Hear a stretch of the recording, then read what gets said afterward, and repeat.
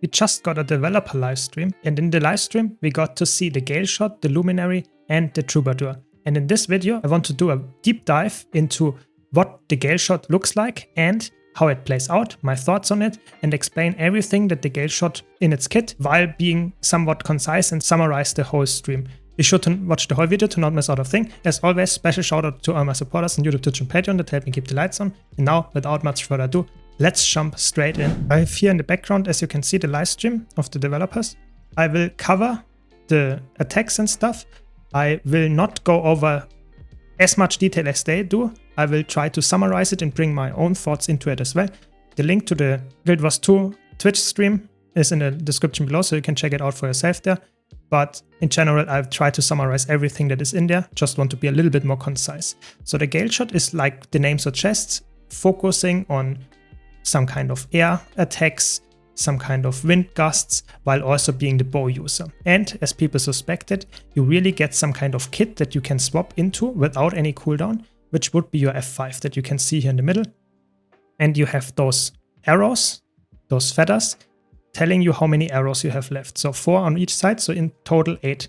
And those will regenerate over time. And you use those if you attack with the bow kit. You have no restrictions. You still have 2 pets. You still have your 2 weapons. So you could use longbow and shortbow if you wanted to, but you can run even melee weapons. It doesn't matter. You still have the kit of the Gale Bow, let's say. This will be your 3rd weapon kit, so to say. And when you swap into it, you get access to 5 attacks. They are really quite basic, I would say. It's definitely one of the more basic elite specs of this stream, I would say, because the auto attack is just an attack that does damage and doesn't use any arrows. And that's really cool because that means that you have, so to say, an auto attack that is always ranged, always is a nice attack for damage, just power scaling damage, and that is like your 3rd auto attack that you can do. And that's really interesting because that's already like filling a gap for if you have a lot of weapons, 2 weapons equipped that have some kind of burst potential like a longbow, and then the auto attack is not that good, so you can go into the Galeshot bow, whatever it's called, and you actually get the auto attack there forever, and you can spam it from range as well. So you can go for 2 melee weapons and still have a ranged auto attack as well. So that's already a big plus for a power build in general.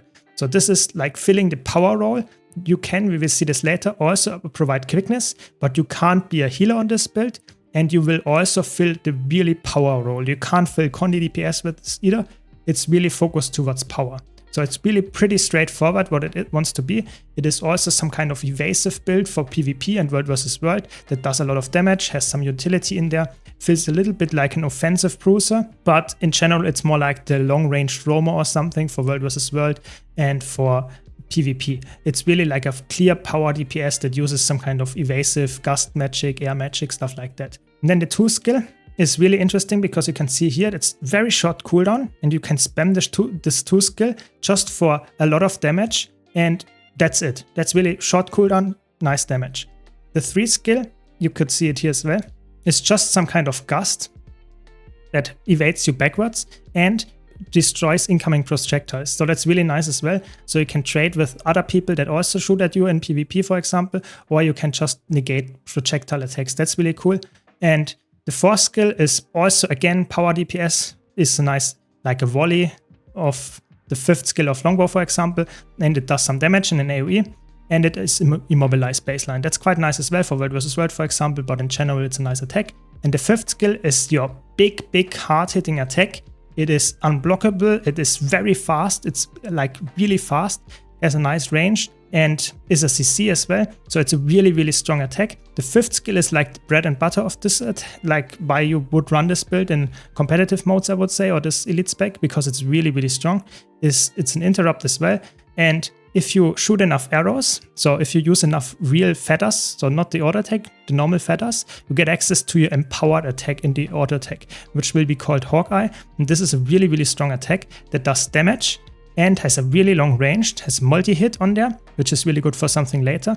And it's also like really important for some trade interactions, for example, to provide quickness. So you really want to spam your 2 to 5 skill to actually get access to the Hawkeye and then use the attack there to get some nice damage. And the feathers, like I said, regenerate over time, but there are some trade interactions to make that faster. So there is some really nice, cool interactions with how this bow works out, that you can use it to burst stuff down and go back out, or you can use it as the long-ranged auto attack that you can maybe not have otherwise. So it's a really nice, like overall good kit for a power build, and really nice long range as well. You can see the auto attack, especially the Hawkeye, 1500 range, and this is the arrow that I meant. A lot of like crazy big multi-hit attack that does some nice damage. So really nice kit for even world versus world, I would say, if there is not enough projectile hate going on. So I would say in PvP and PvE, definitely a really good build. We will see if that works in world versus world as well, or if the projectile hate completely negates this. But like I said, the 5th skill is baseline unblockable, so that's already quite good. And the arrow cost of those skills, depending on how strong they are increased. So for example, the 5th and the 4th skill have higher arrow cost than the 2 and the 3 skill. So you have always to manage the arrow regeneration a bit. And the important part is, we will get to that with the traits, you also get this wind force stacks. Those are like an indicator how long it takes to get your first attack build up, so the Hawkeye build up. But they will also give you some buffs with the traits. For the utility and healing skill, they are squalls, so there are no known class like of utility skills, but you get some nice heal, you get a Condi cleanse, and you get super speed. Super speed is quite nice because this build is really, or this elite spec is really focused around moving fast and having some empowerments there, but it's just a really basic heal. I think it does its job, that's good enough. Then you have piercing gales. That's just a nice damaging attack. It looks really cool in my opinion. You just throw out some blades or some arrows or whatever. And those have increased velocity if you have super speed or swiftness. That's really cool as well. And they'll just do some nice damage and deal more damage against vulnerable foes and even apply vulnerability. So it's just a really nice piercing attack, nice damaging skill. I'm not sure if you would use it in competitive modes, but I think in PvE that's actually a really nice skill. Maybe you use it even in PvP because it's actually quite crazy damage and it's quite hard to dodge if it has like the velocity increase. You can see it looks quite good. Then we get this wall of reflection for like from Guardian for Ranger with the Galeshot. It does not reflect and does not destroy projectiles as far as I know. This is really just a wall that empowers your shots through it. And it doesn't matter which kind of projectile it is that you shoot through. It could be from your axe, it could be from your longbow, it can be from the gale bow, whatever. It doesn't matter. You just shoot through it and it will apply, as far as I know, chill with each shot. And it will also deal some damage on top of that. And that's actually quite strong because this damage increase is like, I think, doesn't have an ICD, so you can use a lot of multi-hitting skills and you get some nice damage on top of that. I don't see this attack being used in competitive modes too much, but in PvE I can see this is like a big like setup for your burst combo, because you shoot so many arrows in 6 seconds that you actually increase the damage quite a lot with this. So I'm actually quite looking forward to this really interesting gameplay of building up your big burst combo and then putting down the wall here and making this even higher, the burst. I think that looks quite interesting. I think that's quite an intriguing gameplay interaction. Then we have Wind Shear. That's like an attack that is like surprisingly close to a Virtuoso attack, where you just knock back nearby enemies.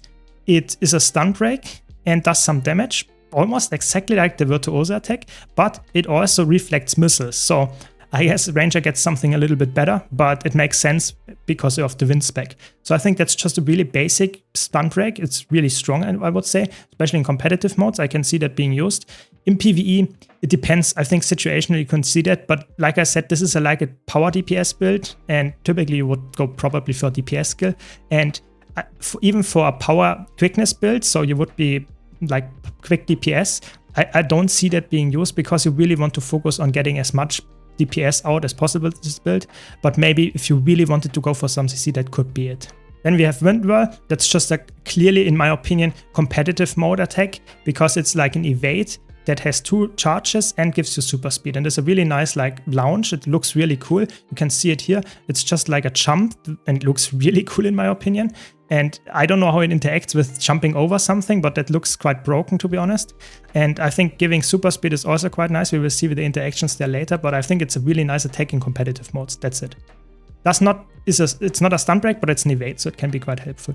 And then Perfect Storm is just a really nice skill that has some launch baked into it, because you shoot out some kind of tornado that is really strong in terms of damage, but also in terms of just general break bar and launch stuff, because it will travel along a path, and depending where you pointed your AoE, it will take the targets with them. So it's actually a really interesting attack that we don't have in the game as far as I know, something like that.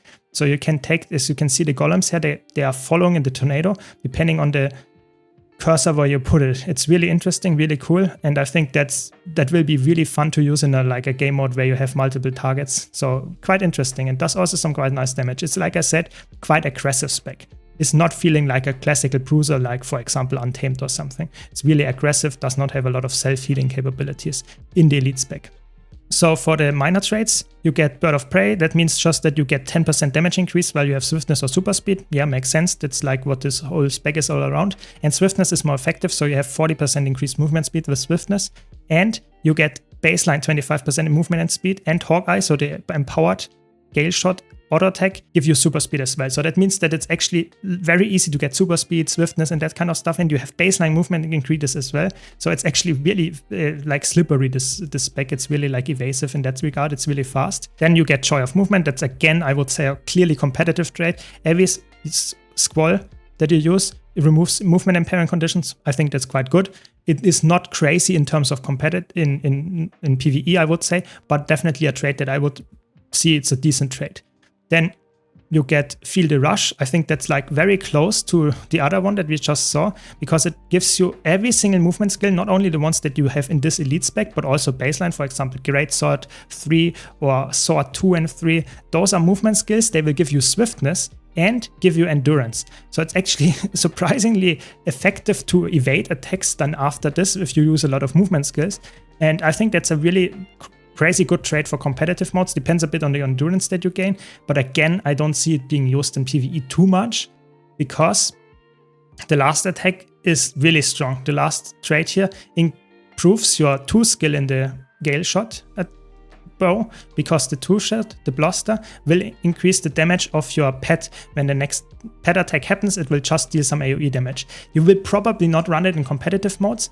There are the other 2 traits, but this one looks quite promising just for DPS choice. Then we have Flock Together. That's the one that we saw already in the blog post. That means that your beast skills grant quickness around the ranger. That's 6 seconds baseline. Avian pets, so everything that has feathers, that's what Trick mentioned, is 25% damage increased. So, and the health is also increased by 50%. So it's just a nice buff to all avian pets.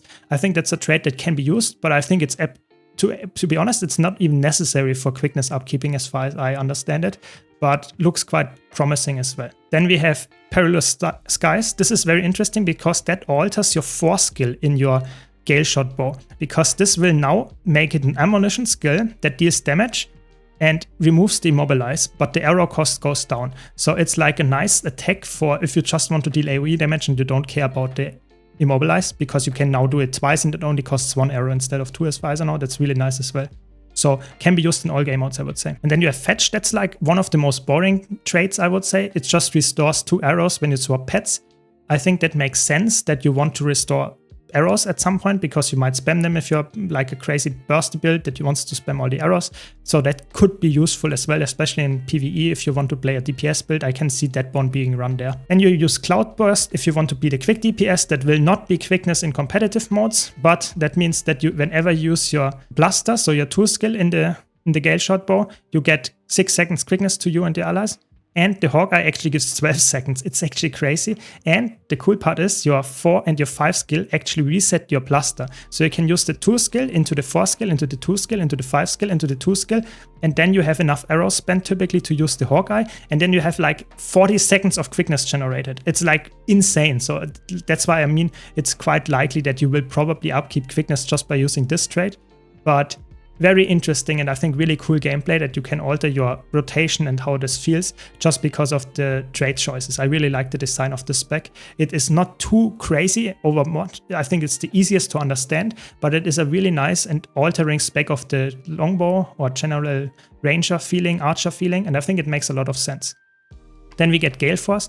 That's the one that I meant, that you get the Wind Force stacks. So whenever you use an arrow, you get these stacks, but they will now grant you increased movement speed and damage. And when you use the Hawkeye, so the empowered version of that, you lose your Wind Force stacks, but you get for 10 seconds a crazy good buff with 33% movement speed and 25% damage increase. That's like really crazy. That will definitely be the one for a full DPS build. Crazy good one. So the top one for quickness DPS and the middle one for full DPS. And the last one is Shrike, which is like, I would say, could also be a really good DPS option. I'm not sure how the numbers turn out, but that means after a number of missile hits, release a volley of arrows at your target and gain an arrow. So that will be allowing you to get more arrow generation than usual, and you also get some nice more attacks with arrows on the target. That can be quite nice if you want to like really stay at range all the time, just shooting out arrows all the time. I think that makes sense. I'm not sure if that will out damage the damage buff that you get from the middle version, but I think that's a really interesting trait as well, because especially if you use, for example, this utility skill that gives a damage increase with all the missiles you shoot through it, through this wall, I think that can be really fun there as well.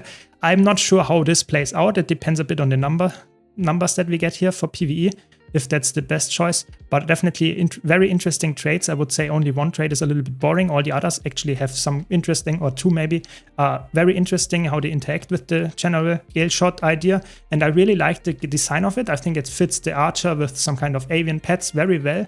I think it is not too flexible in what it can do. It's a power DPS build in all game modes. It's very squishy, is evasive but squishy, and has good damage while being able to up quickness. No other boons for the most part. Quickness, that's the thing. So it is, in my opinion, fills something that is similar in PvE to the Deadeye. I really think so, just better in my opinion, because it also can be fully melee with X or like sword X or something like that. And then you have still the long range attacks. If you wanted to, they can all pierce. So I really see this one as a really good option for PvE. Please let me know your takes in the comments down below. I'm just really excited for this one. And of course, I will cover all the others as well. So be sure to subscribe for that to not miss out on that. And I hope you enjoyed this video. If you did, be sure to leave a like. Thanks again to all my supporters, and I hope to see you all in the next video.